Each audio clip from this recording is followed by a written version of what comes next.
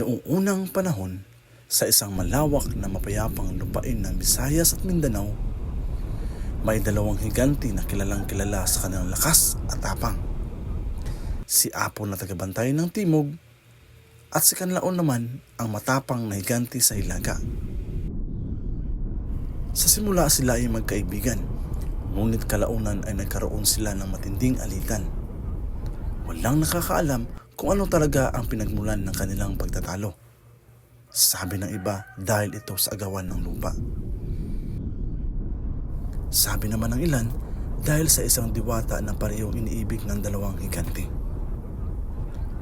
Anuman ang naging dahilan, malupit ang kanilang hidwaan.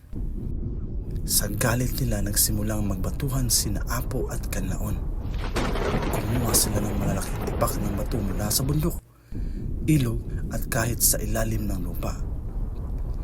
Bawat bato ng kanilang inihagis ay nagdudulot ng lindol, pagkawasak at ingay na parang kulog sa kalangitan. Tumagal ng 3 araw ang kanilang labanan. Sa tindi ng kanilang pagod at galit, sabay silang bumigkas ng mahika upang makapagbato ng pinakamatinding bato.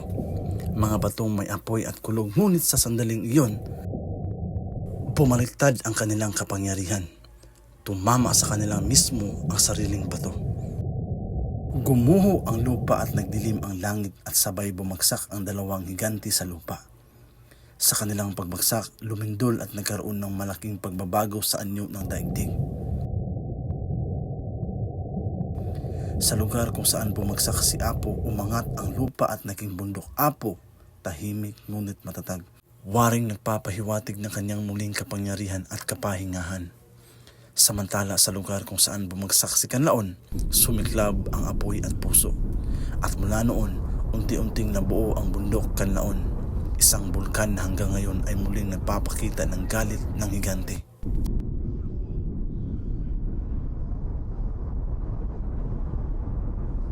Sinasabi ang kanilang espiritu ay hindi lubos matahimik, kaya tuwing umuugong ang bundok, sumasabog ang bulkan. Palatandaan daw iyon na naalala pa nila ang kanilang huling laban, at yan ang alamat ng bundok Apo.